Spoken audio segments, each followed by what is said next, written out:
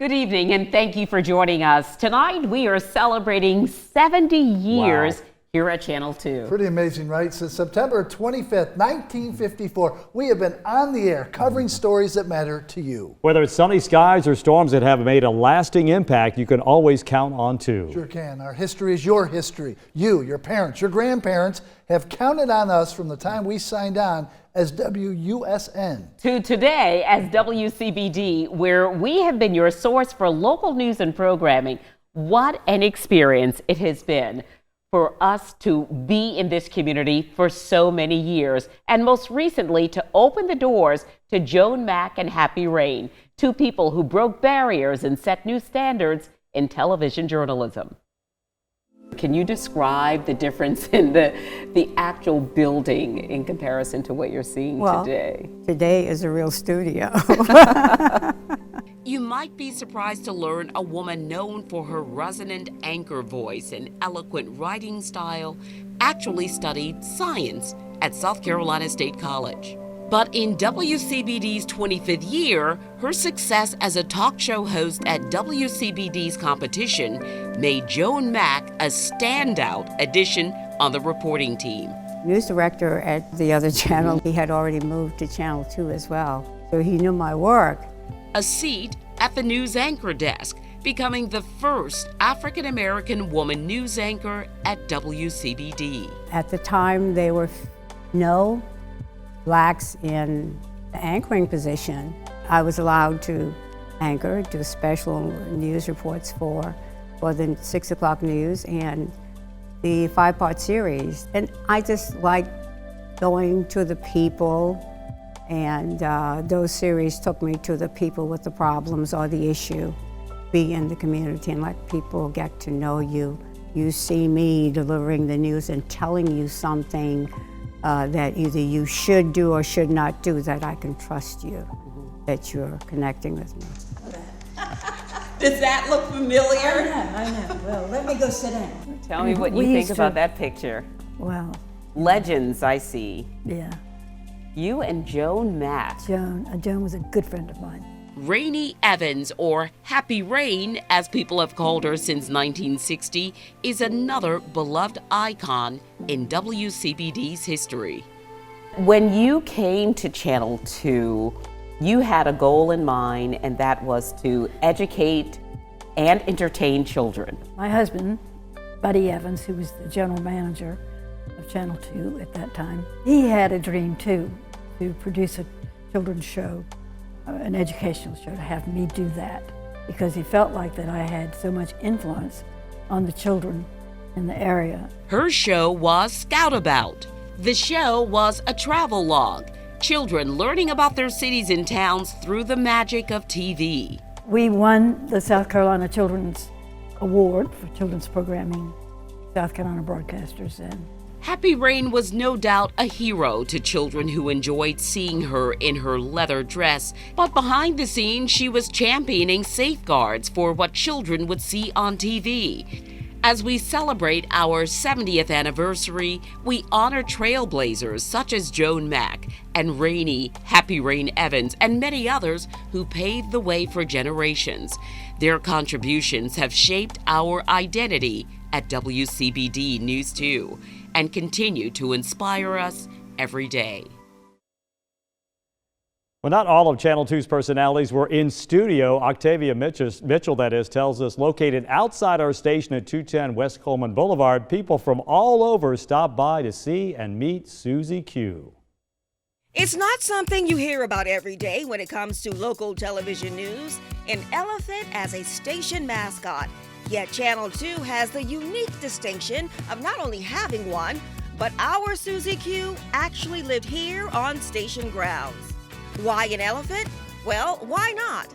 Channel 2 already had dogs, cats, exotic birds, a donkey, alligator, and even a kangaroo. And the station's owner, Drayton Hasty, simply thought it was a good idea to buy an elephant.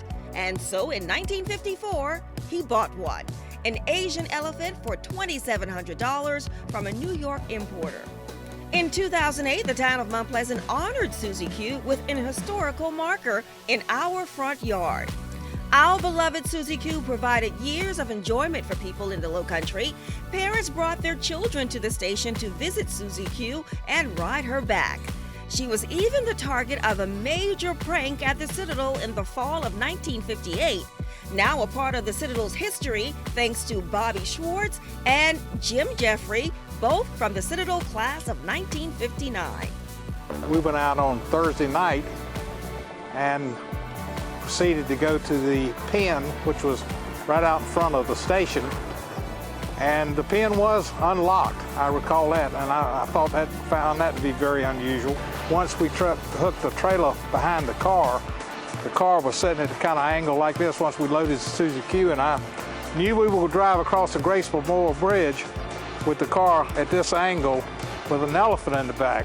I think it accomplished what we wanted it to accomplish. Everybody was excited, and make a long story short, we beat VMI.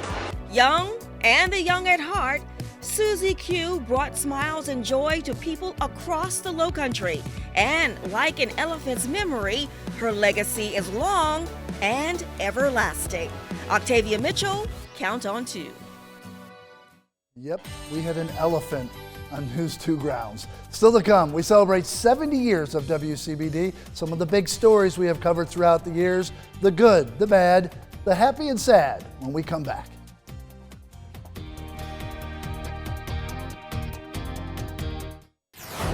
As we celebrate 70 years of responsible journalism and storytelling here at WCBD News 2, we realize through the years, good or bad, the stories we bring you each and every day is our responsibility to educate and inform. Here's a look at some of the bigger stories we've covered the past 7 decades.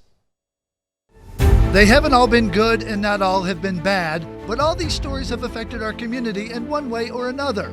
After signing on in 1954, then WUSN dealt with civil unrest. The Charleston sit-ins in 1960, high school students filled up the lunch counter at the Crest store on King Street as part of a civil rights protest. Pee Wee Gaskins at the top of the newscast in the 1970s, a serial killer and rapist who killed more than a dozen people in this state. We watched in 1992 as Lowcountry rapist Duncan Proctor crashed his car in a high-speed chase that left him paralyzed and with brain damage. We weren't there for an opening in 1901, but WCBD was there as Charleston Navy Base closed. Many feared at the time Charleston wouldn't survive. In 1993, budget cuts led to the decision to close the base, and on April 1st of 1996, it officially closed. We covered royalty in Charleston, Prince Charles visiting the Holy City for the second time in 1990. We were at the airport when he got here, as Prince Charles made the stop just months after Hurricane Hugo. Eyes of the world watching through our lens as Shannon Faulkner became the first female to attend the Citadel in 1994. She lasted only days, but since then many women have now graduated from the military college. Pure excitement as in 2000, the location of the H.L. Hundley Confederate submarine underwater for over 100 years is announced. All hands on deck at WCBD as people from around the world watched as the Hundley, suspended from a crane, is recovered and brought back through Charleston Harbor on August 8, 2000. As Charleston grew in the 2000s, we welcomed the Arthur Ravenel Bridge, the third longest cable-stayed bridge in the Western Hemisphere. Construction began in 2001 as we were live as the bridge officially opened July 6, 2005. It was quite the spectacle. We have covered our share of tragedy the past 2 decades, the Sofa Superstore fire in June of 2007, the unfortunate task of telling viewers 9 of Charleston's bravest had died fighting this fire. Almost 8 years later, to the day, wall-to-wall coverage on News 2 as 9 parishioners were shot and killed inside Emmanuel AME Church in downtown Charleston. The following days filled with anxiety, grief, and forgiveness. Names we will never forget in our coverage at News 2, people like Walter Scott, Alec Murdoch, and George Floyd. Live coverage from the riots that broke out in downtown Charleston. A lot to look back on, and News 2 wouldn't be what it is today without those who have come before us. Absolutely right. And we've all had the chance to work with some great journalists right here at News 2. Yeah, Riley Benson took a walk down memory lane with some of our former anchors. You're watching your first news at 5 o'clock with Nina Sosova. Talk to me about some of the biggest stories that have stuck with you, that you covered when you were here for News 2. Flying through Hurricane Andrew on a tracking plane and things. But there was a Lowcountry serial rapist in the 90s. and his name was Duncan Proctor. And we hear on the radio that they'd gotten into a chase and they'd gotten him, and they hadn't opened 526 yet. It was still under construction, but the cops were using it. Okay. And we see all these cops flying over 526. And so we're like, we could do it. We could just follow them. We got there, and then the news truck came, and I crawled up on top of the old white news trucks, the van, and we put up the live shot, and I stood on top of that. With Spencer Pryor, he's over at the Emergency Operations Center in North Charleston. Spencer, what's the latest out there? Well, the latest is that folks are again breathing a sigh of relief. The one for me that was probably the most impactful was covering the death and the funeral services of U.S. Senator Strom Thurmond. And it was, you know, I'll never forget that. A number of the firefighters is that this was the perfect storm. You know, when those first calls started coming in from friends saying, hey, are you seeing what's going on? Because we got 5 guys missing, and then it's 6 guys missing. And that number just kept growing throughout the night. That sticks with me. I mean, today, the number 9 on those fire trucks brings back a lot of tough memories. You can count on 2 in the 21st century. Is there any other final thoughts that you would want to add to this momentous occasion for the channel? I love this place. I love this space. This community is so great. Through the years, I think that Channel 2 has done a wonderful job of cultivating good humans to be a part of the community and tell the story. Reporting from Savannah, Georgia, Spencer Pryor, News 2 at 6 o'clock. It's just unbelievable to know that an organization like News 2 remains around in our community for 70 years and doing great things in the community. Thank you, and for the final time, going back to where this station was when I got here, to look at it now and how far this station has come, and people still lean on what we do here, and I will forever be proud of my time here and proud of what's going on here today. Wow. Weather impacts everyone. It's our job to keep you informed. When we come back, we'll take a look at some of the several significant weather events that have shaped the Lowcountry over these past 70 years. We have come a long way in weather forecasting and technology since 1954. When we signed on, we had no weather satellite in space. What that means is 2 significant hurricanes in our history, Hazel in 1954 and Gracie in 1959, were forecast without the help of anything above us looking down. With meteorologist Rob Fowler. When it comes to Hazel, it was certainly worse for North Carolina, but for us, it was the first hurricane we had to deal with after signing on the air. Hazel made landfall in North Carolina on October 15th of 1954, some 3 weeks after WUSN flipped on the switch. Gracie, 5 years later in September of 1959, was more destructive. In fact, damage in Charleston was described in a Weather Bureau report as widespread and extensive. Gracie made landfall near St. Helena Sound with winds near 130 miles an hour. Let's break away from hurricanes and talk about something we don't see very often, and that is snow. There are 2 main snow events in our storied weather history. The first was known as the Great Southeast Snowstorm of February 1973. The total for us between February 9th and 11th was 7.1 inches, the second highest storm total in our history. So what was number 1? Well, we always refer to this event as the Hugo snow. Even though it happened months after Hugo and the hurricane had nothing to do with creating the snow, it was just ironic it happened the same year. A total of 8 inches fell between December 22nd and 24th, with 6 inches falling on the 23rd. It was our first and only white Christmas on record. Not snow, but rainfall got our attention in October of 2015. Here in the Lowcountry, almost 19 inches of rain fell in those first 5 days. On October 3rd, we saw 11.5 inches of rain, making that day our wettest in history. The latest is Hurricane Floyd. For us, Floyd was the storm which changed policy and opinion. Responsibility lies with me. I'm the governor. Known as the Floyd fiasco, the lane reversal or lack of reversal made for extremely long trips to evacuate. There will be more flooding as a result of this storm than any Charlestonian has ever experienced. It will boggle the mind. Power is out now. West of North Charleston with the eye of Hurricane Hugo. Right now it is 10 o'clock on the battery. Hurricane Hugo is just 2 hours away. And that brings us to the biggest weather event to impact us since we signed on the air 70 years ago. Hurricane Hugo 35 years ago became a timeline. Worst is yet to come. And benchmark storm for what can happen.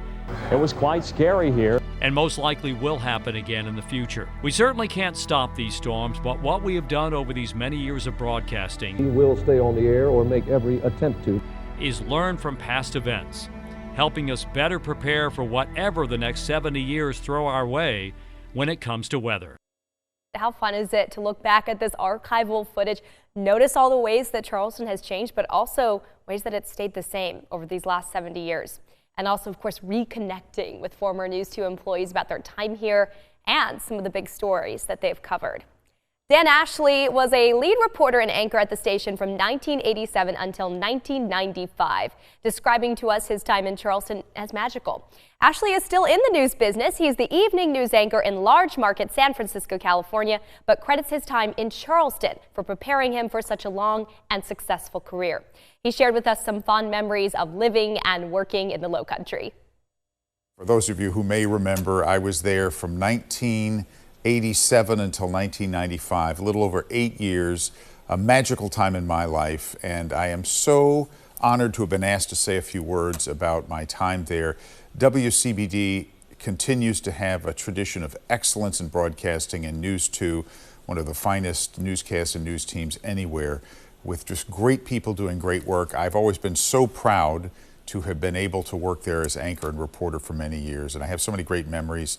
One of my favorites is covering Spoleto and the start of that festival every year and being down at the Four Corners of Law and broadcasting live because it was such an uplifting, fun time. Of course, we went through Hurricane Hugo and base realignment, the Navy realignment, so many other big stories that happened over the years. But my time there was magical and gave me the opportunity to do some other things in my career as well. And 70 years of being a part of the Charleston Lowcountry, what an incredible milestone, what a great legacy of serving that community. And we also caught up with Leslie Lyles, who started at News 2 also in 1987, another lead reporter and anchor at the station. And she shared what it was like to cover the big stories like Hurricane Hugo, a story with impact so great they would be covered for the next decade. She shared more about how she feels the role of journalism continues to change and evolve. When reflecting on her favorite memories of her time at News 2, what she had to say still rings true for many of us who work here at the station. And that was about the amazing colleagues she got to work with along the way. Well, to my former colleagues and my dear friends, I love you all to pieces, and you know that. And to the people who are currently working there, boy, you're the luckiest people ever. And you may not know it, but we all have big dreams. We go off to bigger things. Let me just tell you, it does not get any better. You are working at the greatest little television station in America, in the greatest town in America, with the greatest individuals. My favorite memories have to do with my colleagues. I worked with the hardest working, most creative, craziest bunch of fellas mostly. Like my friend Dan Ashley, my friend Rob Fowler, we worked with the sportscaster Bill Baer, and those guys worked hard and they made you laugh the whole time. It was just, those are the greatest memories. Your colleagues, you know, and you're just, they treated me like their little punching bag sister the whole time, but we still have each other's back and we're still best friends to this day. I love those guys. From the stories we tell you on air to being out in the community with each of you. We are so very proud to have served you for 70 years and counting. And Josh Marthers gives us a final look at our commitment to this community. Commitment to your community. It's why we do what we do and why you continue to count on 2 after 70 years. It's not just about covering news or delivering the forecast for us. It's about showcasing the best the Lowcountry has to offer. News 2 covers the events driving your life. We start with the Martin Luther King Jr. Day Parade, which we broadcast live each year in January. By February, we're gearing up for the start of tourism season and the Southeastern Wildlife Expo. Once into spring, we head to Somerville to share the sights and sounds of the Flowertown Festival and broadcast the Cooper River Bridge Run live, among many other festivals and events through the year. We finish up by wishing you a happy holiday season in several local parades, including Charleston, North Charleston, Mount Pleasant, Somerville, just to name a few. Community service is also a big part of who we are. From our corporate-wide Founders Day of Giving in June to the annual Clear the Shelters campaign in August, we work with national and local partners to have the greatest impact on our community and deliver the results you deserve. Our largest undertaking of the year, 20 Days of Giving, in support of Toys for Tots, is spearheaded by our own Santa, Rob Fowler. Lowcountry children in need are taken care of each holiday season thanks to Rob and the generosity of this wonderful place we call home.